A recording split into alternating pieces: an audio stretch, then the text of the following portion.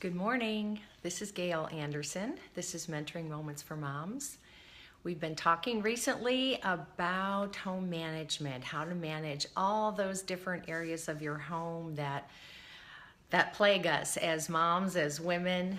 We seem to have that main responsibility. Yesterday I had my husband on, Kirby, and we were talking about setting those standards for household management and being able to coordinate between your spouse. Hey, yeah, clutter is the great thing, isn't it? So we're going to talk a little bit about clutter today. There were some of you that mentioned last week that's one of your biggest issues. So I'd like to hear from you this morning about what your biggest area of clutter is. We all have those things. I would say my desk is probably the worst, stuff I want to work on. Sometimes I have little areas in the kitchen where I have stuff out I want to work on. And of course, closets. Don't we all have clutter in the closet? Very typical. Conquering clutter. Very good.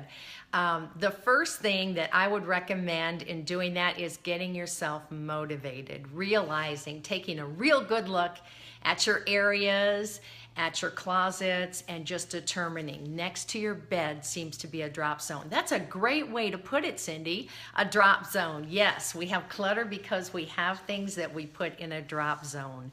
So part of it is we don't exactly have a spot for it. And I know there's things. I'd like to know how to conquer a girl's clutter. Yeah, thanks so much, sir. Okay, so, getting motivated by reading a book. There are several books out about clutter. Some of my favorite ones are by Don Aslett. Now he has some books on simple cleaning tips. Really were helpful to me in those years I was managing a household with a big family. Do I dust or vacuum first? But he does have one on Clutter's Last Stand, which at least gets you motivated to get rid of things. But you know, clutter is something that we all have an issue with in some area. Even if we're perfectionists, we probably have some areas that we don't even realize we have clutter in. So it's also really good just to sit down and talk with the family. Okay, these are some areas we're having an issue with. These are some things we want to work on. We'd like to be able to have things at least nice by the front door or the back door if somebody walks in, things like that. It's good to have a plan for your clutter as far as making a plan to conquer it. Not taking too much on at one point, whether you do it by closet or one area of the house to the next, just being able to zero in on certain areas and not overwhelming yourself and saying, okay, this week I'm going to get my entire house in order. You're going to set yourself up to fail. So at least do it slowly and have certain areas. Some of the questions I like to ask, and you've all heard this, have I used this in a year? Or have I worn this in a year? That's a great question to ask. Do I really have room in my closet? Do I have too many clothes? Do I need to trim down a little bit so that I have less? Thanks for those hearts. If you guys like what I'm talking about, go ahead and tap on the screen, give me some hearts. How much would it cost to replace it if I did have a need for it? Let's say you've got something you haven't used in years and you're thinking I should get rid of it, and then you think, no, I might need it in a few more years and it would only cost a few dollars to replace it. Get rid of it for now if you do not have a place to store it. One of the things that I had to confront myself with was all the homeschooling books and clothes and different things like that, toys that I was going to be using with consecutive kids. So some of those things I did not want to get rid of. I wanted to be able to store. So I had to have a great place to store it. I had to have a way to store it, a way to get at it. And then also I wound up having an inventory list on my computer, which helped me be able to locate things. You know, there's certain things that are stored in certain closets, or you may have them in an attic, or you may even be storing in a closet in the garage where there are different places you have things. So for me, having an actual list helped me, just in general. Okay, what's in the extra bedroom closet? What am I storing in the garage? Those kind of things helped me a lot. And you know, labels on boxes are great, but who wants to go to each of those storage places looking at all the labels on the boxes to search for something?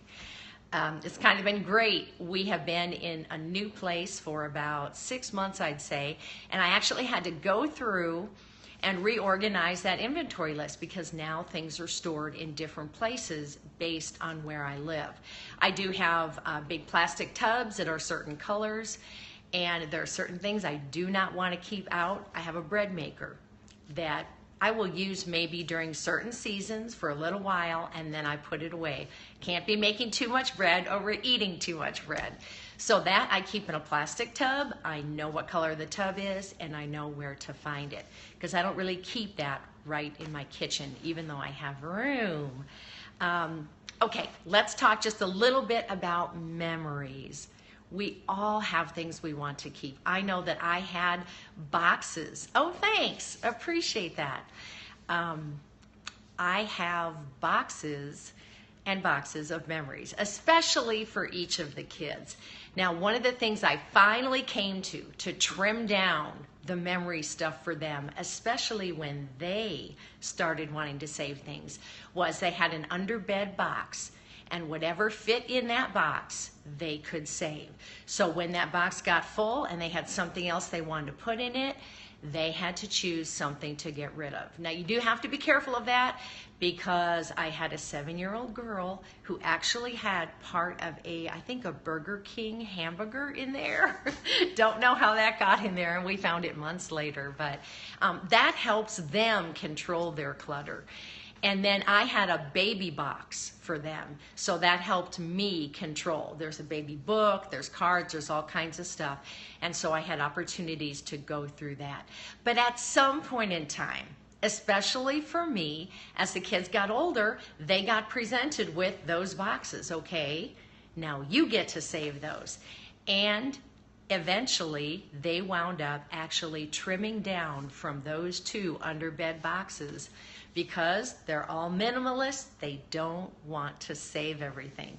So it was really interesting to have the opportunity to get back either my son's baby book or some of the kids' bronzed baby shoes. And I thought, oh my gosh, we can't get rid of those.